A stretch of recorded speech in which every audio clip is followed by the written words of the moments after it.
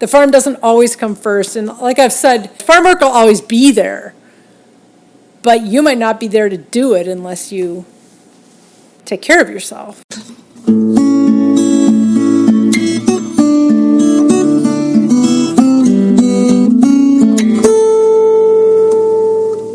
Welcome to the 307th installment of Ear to the Ground, the Land Stewardship Project's podcast on family farming, regenerative agriculture, community food systems, and local democracy. I'm Brian DeVore, editor of the Land Stewardship Letter. During the fall of 2021, Melissa Driscoll was building a greenhouse on her southeastern Minnesota farm when she had an epiphany. If she didn't take care of her body, that body wouldn't be able to take care of the farm. It turned out going up and down the ladder all day was trashing her knees, to the point that in order to climb the stairs in her house at the end of the day, she was forced to crawl on all fours. These days, before she steps foot on the 7-acre operation, Melissa spends time every morning doing knee exercises. It may mean getting out in the garden plots a little later, but she believes it's worth it if she's to continue farming in the future. The farmer credits the holistic management training she received through LSP's Farm Beginnings and Journey Person courses with providing the ability to step back and figure out how to make her operation sustainable in the long run. This is important, given that Melissa, who's in her mid-50s, has only one seasonal part-time employee. Holistic management focuses on big-picture decision-making and goal-setting processes. Over the years, this management system has helped farmers of all types achieve a triple bottom line of sustainable economic, environmental, and social benefits. In a holistic management system, a farmer's quality of life is put on the same level as the health of the soil or the operation's economic viability. LSP's Farm Beginnings program has made holistic management training a significant component of its annual classes. Farm Beginnings is a 12-month training session that helps students clarify their goals and strengths, establish a strong enterprise plan, and start building their operation. Farm Beginnings focuses on the business management skills of farming, and the course uses a mix of farmer-led classroom sessions, on-farm tours, and an extensive farmer network. Melissa, along with her husband Jay, graduated from Farm Beginnings in 2009, a year before they bought their farm near Kenyon. Half a dozen years ago, the couple took LSP's Journey Person course, which is designed to support people who have several years of managing their own farm under their belt and are working to take their operation to the next level. Through advanced farm business planning and a mentorship, as well as guidance on balancing farm, family, and personal needs, Journey Person participants find ways to make their farms truly and deeply successful in the long term. Like Farm Beginnings, this course focuses on using holistic management as a tool. These days, Melissa is one busy farmer. She raises eggs, as well as garlic, heirloom tomatoes, and herbs. She also produces a popular jarred garlic scape pesto, which is sold in area co-ops and health food stores. But perhaps her Seven Songs organic farm is best known for the ginger it produces. Customers include food co-ops and distributors such as Co-op Partners Warehouse, as well as specialty businesses that make products such as teas and kimchi. Selling such a wide variety of products to various customers can be stressful, but, like her physical well-being, Melissa has taken an approach to marketing that she feels keeps her life financially and emotionally stable. Customers order her eggs ahead of time, and her other products are produced under contracts that Seven Songs Farm draws up every winter before the growing season. Melissa says this approach allows her to find a home for what she raises before planting a single seed or figuring out how many eggs she needs her chickens to lay. She can then spend the growing season doing what she loves doing best, farming.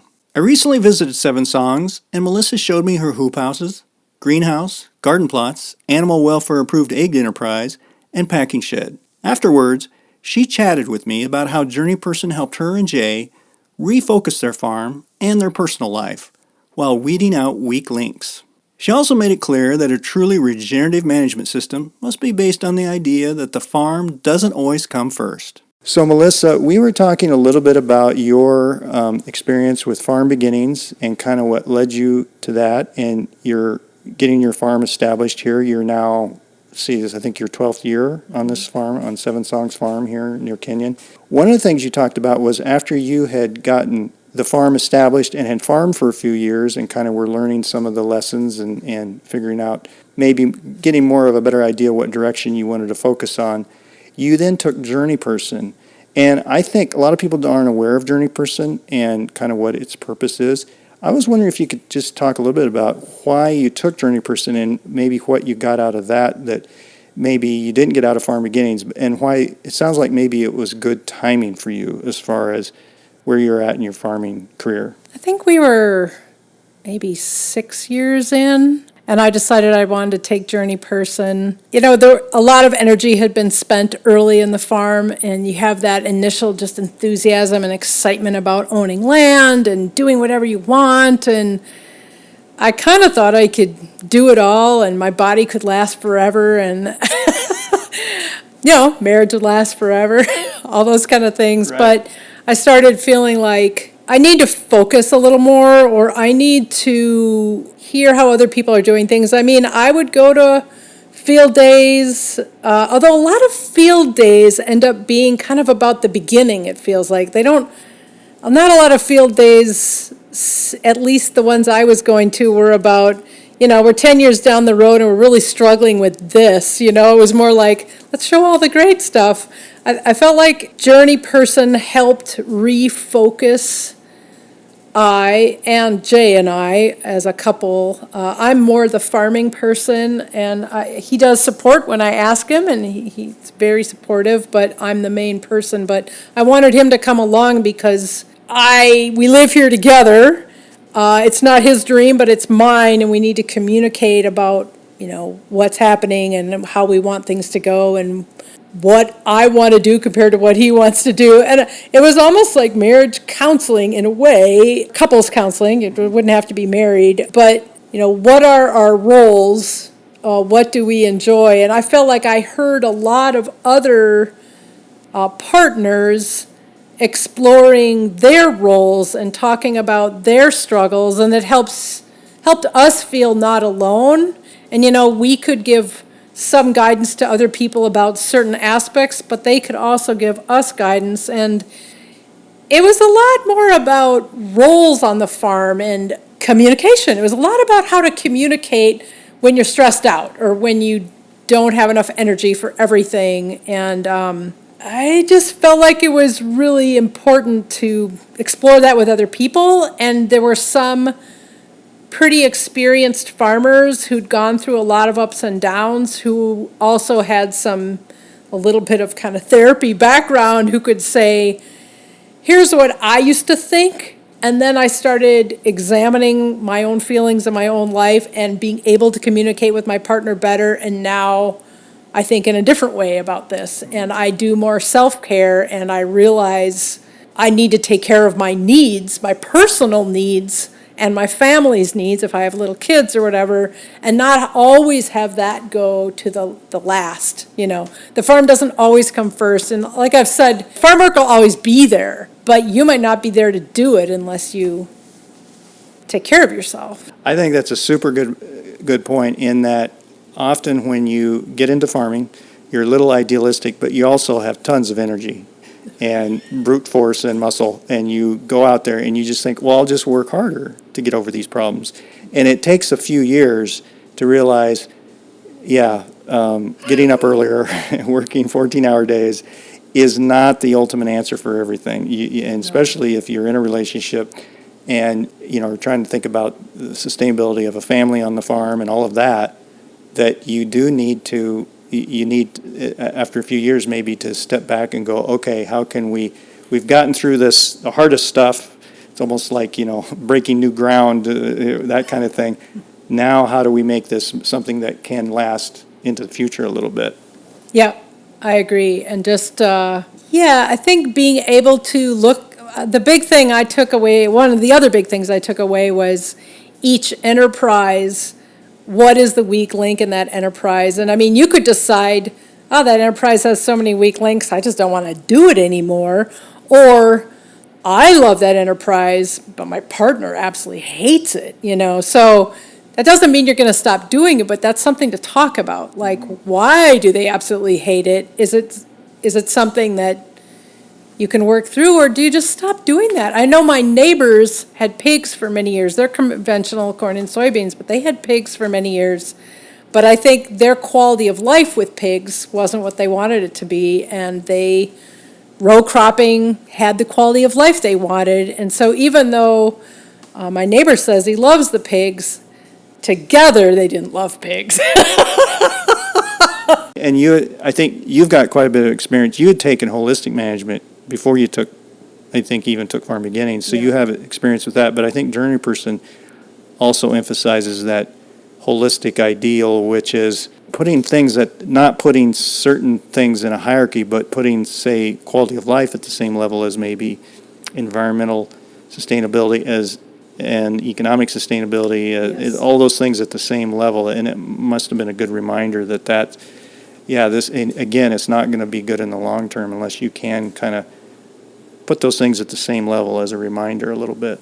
Yeah, and I mean, just this last fall, I was doing a lot of ladder work and I really injured my knees, and I just realized I have to, this is the kind of thing you learn at Journey Person, like I need to take care of my body better if I want to keep farming. So that means spending every single day doing some focused breathing and doing some focused stretching and not skipping, really, like just trying to really get that done. And it's hard. That means I start farming often at 10 a.m. I start really getting into a project later than I would have in the past, but that means I'm still doing those projects. I'm not so debilitated. So I feel like, sometimes for me, it's like listening to podcasts of other farmers has helped, also going to classes like both Farm Beginnings and Journey Person, and then trying to stay in touch with those same people and, even talking about our failures and our experiences that were hard, and then saying, oh, I'm not the only one with hard experiences. I need to adapt, what do I need to do to adapt and try to survive through this if I want to keep farming? Yeah. And sometimes it's some pretty hard decisions. I know one thing you pointed out was you had raspberries, Yep. which they're not an annual, they're a perennial. You put a lot of effort in getting them established, and then when they get going, that's great. But then you had some issues with it, and you had to make some hard decisions about those. Yeah, so I had raspberries in half of my bigger hoop house, and loved raspberries, and people loved to buy raspberries. But then the spotted wing Drosophila came along, and I still was able to pick the raspberries very clean and kind of deal with the spotted wing Drosophila for a while. And then I realized, I'm not making as much money in this expensive hoop house space, expensive to create a hoop house, than I could with some other things. So that's what made me adapt and just rip out all the raspberries. And I mean, they weren't new. I mean, they had been there maybe 7 or 8 years by the time I ripped them out. But now I feel like it's much more profitable to have tomatoes and ginger and a little bit of lettuce in there, switching places every year. It just is working better for my business. Well, and that brings up something else you talked a little bit about, kind of dovetailing with that, is you've learned, so you've done farmers markets a little bit, tried different marketing things.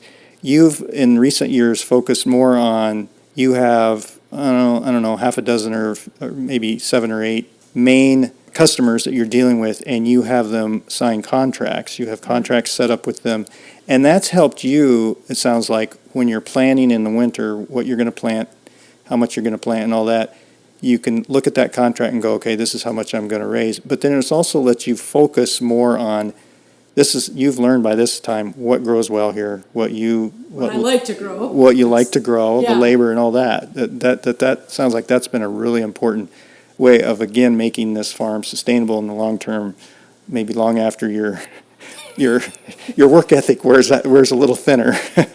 Right. For me, I mean, I enjoy farmers market. What I didn't enjoy was going really early to farmers market, picking all this stuff, and then having it rain at farmers market and bringing all that stuff home, and then it didn't have a home then. It was like, oh, now it all goes to the compost, or I'm kind of scrambling to find a home for it. The way I farm now is mostly on contract, is everything already has a home. Like, I negotiate the home for that produce in the wintertime, and then I'm doing the things throughout the rest of the year to get that produce home. So I'm planting the seed, growing the plant, picking whatever fruit of that plant or digging it or whatever, and then it's finally going to the place I've agreed upon with the people at the price we agreed upon, at the time we agreed upon.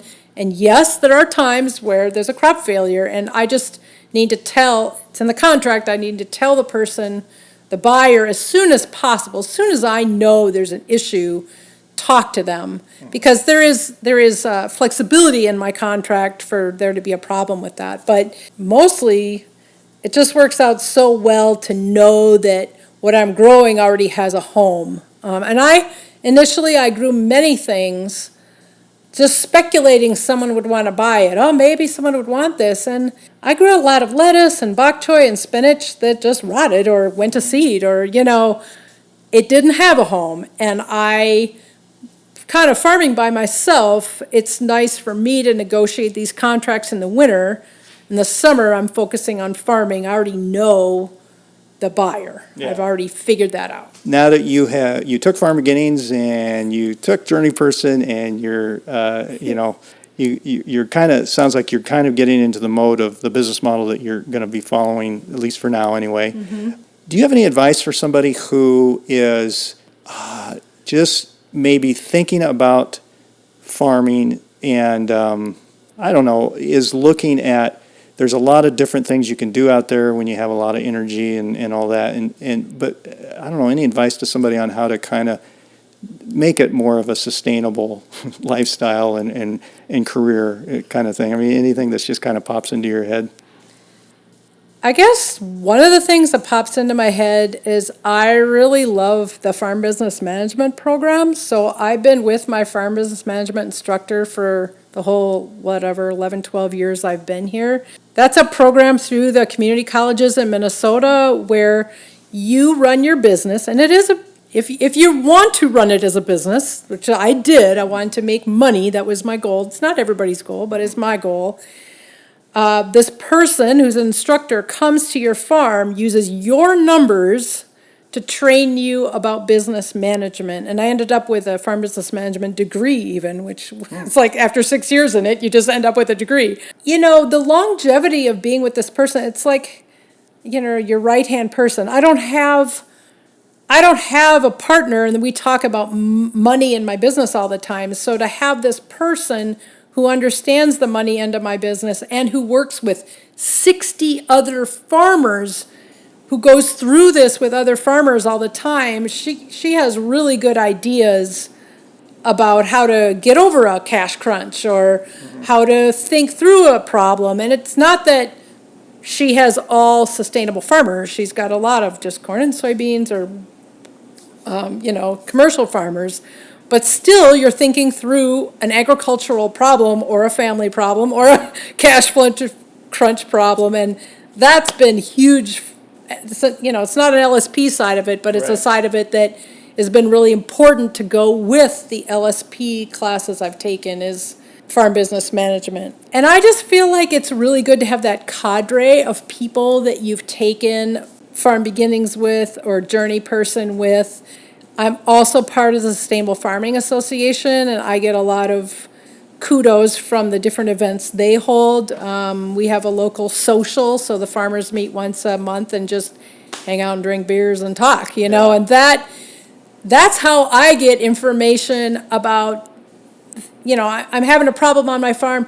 Oh, turns out 5 other people in this area are having the same problem, but I didn't know because it's like a problem that's a little bit secret. It's like, oh, we don't want to tell everybody we're having this problem, but we might chit-chat with each other.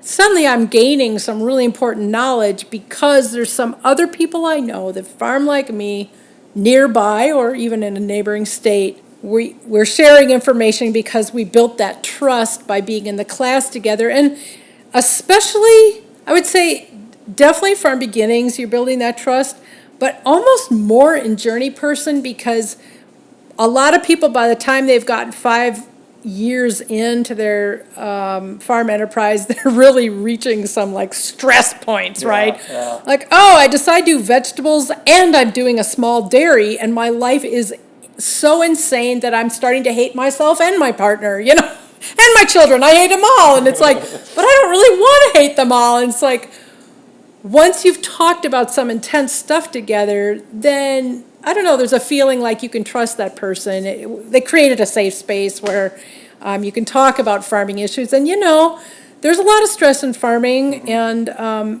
it's good to have a safe space where you can talk about farming issues, so. Yeah, that's really good to hear. That networking is so key, because you could get the best education, you could Yeah. get maybe the best farm, good soil, whatever, some good infrastructure, Right. but then you're thrown out there, and it's been proven time and again, whenever somebody starts a new endeavor, it's those first 3 or 4 or 5 years when it's really going to make or break you, and so you need somebody to kind of come back and check in with. Yeah, I started farming out here in 2010, and in 2012, my mom died. And Wow. I remember that year, everything became weeds. I mean, of course, I went and spent time with my dying mom, You have to get through things like that. You have to say, it's okay. Yes, I Yeah. judge myself. I look at these weeds, and then I say, no, I do not judge myself, because I went and spend time with my family member that I'm not going to be able to spend any more time with. So sometimes you just have to say, forget the farm. I got to do some stuff that's really good for my emotional health, and the farm has to suffer a little bit so that I can come back to the farm and still do well, succeed. It'll always be here. Yeah, exactly.